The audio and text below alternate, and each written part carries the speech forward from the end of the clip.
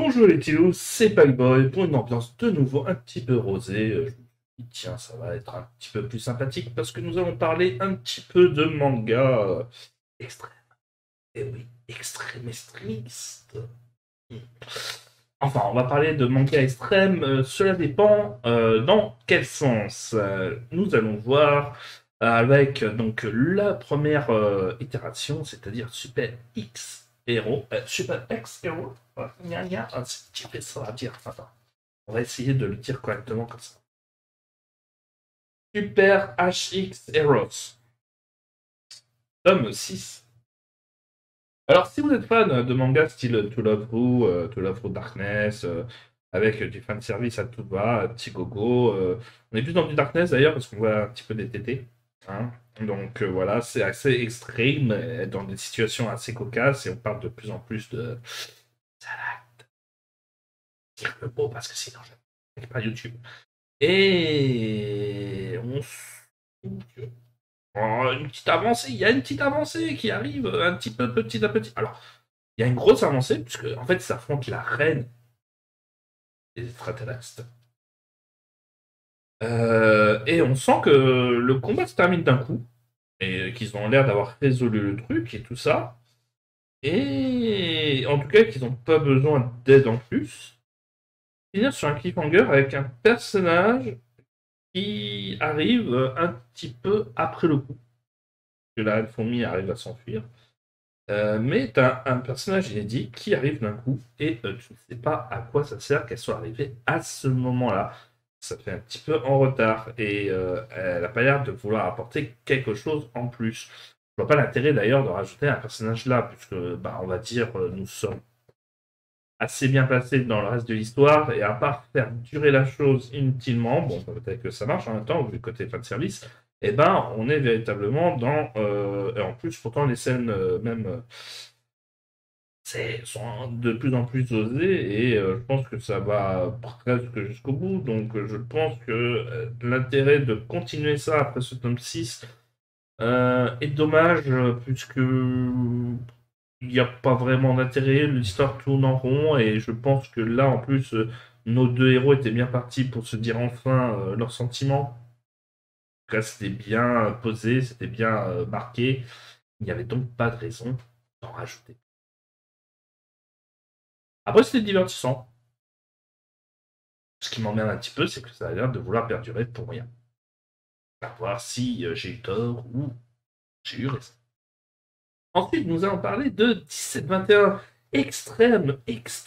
Bon, c'est parce que j'ai fait une vidéo avec le titre sûrement Extrême Manga. Et voilà.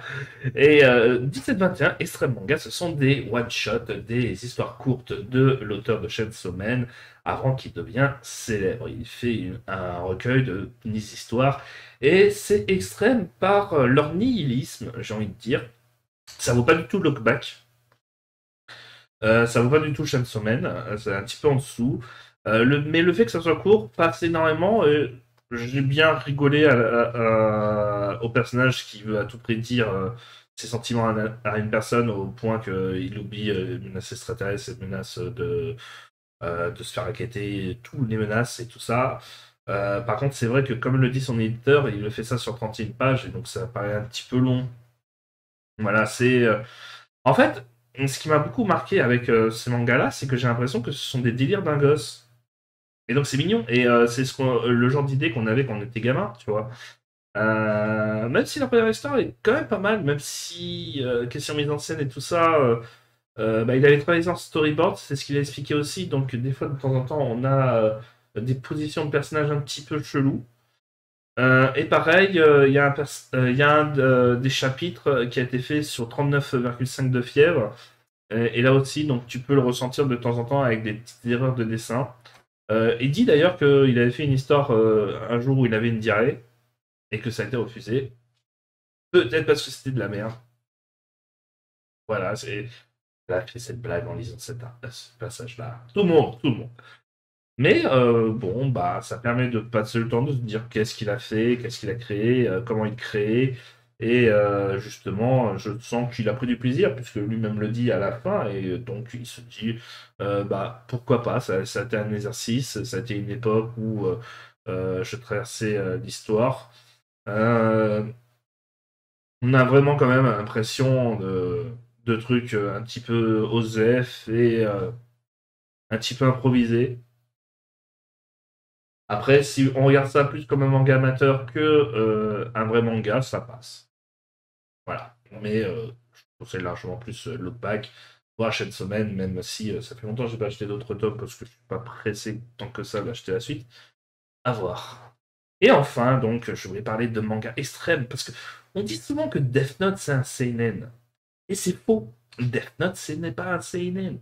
Et on le voit que ce soit par son traitement qui est très gentil, mais aussi par le fait qu'il a été publié dans le Wiki Shonen Jump, qui est un magazine shonen. Voilà. Denji N, ça c'est un seinen. Et ça, c'est un Death Note seinen. Et vous allez voir la différence, parce que il y a Death Note, il y a Tenchinen. Et Tenchinen, ça va très très loin dans le gore, ça va très très loin dans la méchanceté, dans la cruauté. On dirait même limite dans ce tome 3, ça m'a fait beaucoup plaisir dans un sens. On a vraiment l'impression de voir une sorte de Chucky, la poupée meurtrière et la poupée du mal. Et franchement, les références sont bien vivantes, sont bien dégueulasses, sont bien cruelles et il y a vraiment une certaine cruauté, surtout en plus avec son final là aussi, parce que c'est Denshin N top 3 et 4 que je vous fais la critique. Là encore, dans les deux cas, nous avons deux mangas qui se posent véritablement d'emblée dans une certaine complicité, une certaine forme de critique envers l'art, envers la passion, envers le monde otaku, envers le monde de la promotion, envers les facilités qu'ont les gens à critiquer à travers les réseaux sociaux. Il y a beaucoup, beaucoup de critiques et de fond à travers un manga qui va speeder, puisque en 4 tomes c'est terminé, hein, je vous le dis tout de suite, donc c'est une histoire courte, donc profitez-en. Denshin End, c'est Death Note si ça aurait été un Seinen. Voilà, vous allez voir beaucoup de similitudes dans Death Note, et dans Denshinen qui sont véritablement prenants, mais derrière, ben, qui fait que ça passe crème et des personnages auxquels on s'attache peuvent mourir d'un coup, donc accrochez-vous, accrochez-vous véritablement à ce manga-là, parce qu'il vaut véritablement le coup et il est vachement fun et vachement prenant. Donc franchement, trois mangas. Alors, surtout Denshin N, que je recommande énormément. Super HX et Rose, si vous aimez le Ecchi, le fanservice. Pareil pour 1721, c'est si vous aimez beaucoup l'auteur de Chainsaw Man, et que vous voulez tout avoir de ses œuvres, que je peux vous recommander en plus. Les trois se lisent assez rapidement, assez facilement. Donc, j'aurais envie de dire, autant se faire plaisir. Voilà, c'est ma dernière vidéo que je prépare pendant mes vacances. Donc vous aurez à peu près 4 vidéos en 2 semaines. Donc c'est pas rien. Une tous les mercredis à peu près. Enfin, il y en a une qui sera diffusée le jeudi, une autre le mercredi. Voilà, j'espère que vous aurez apprécié le fait que je fasse des efforts pour vous pendant mon absence. Moi, j'espère que vous allez bientôt prendre vos vacances, vous, parce que effectivement, moi, quand je vais revenir, les gens vont commencer à partir un petit peu. Bon, on sera mi-juin quand je vais revenir, mais bon, ça sera peut-être le mois de juillet, donc vous allez peut-être préparer vos vacances. J'espère que vous passerez des bonnes vacances. J'espère que vous avez vu que se préparent des choses à travers Lost Media from the Crypt. J'espère que vous vous êtes amusé à essayer de retrouver les deux petits mots-clés qui sont parsemés dans la vidéo. Celle de Lost Media from the Crypt numéro 4 sera encore plus difficile puisqu'il y aura des choses à trouver. J'espère que vous participerez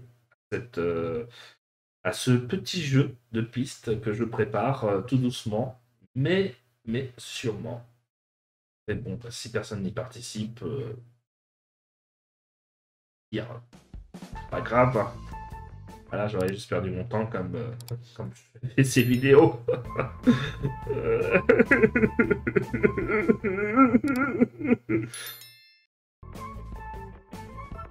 et recul. Je vais vous laisser. Ciao. Hey!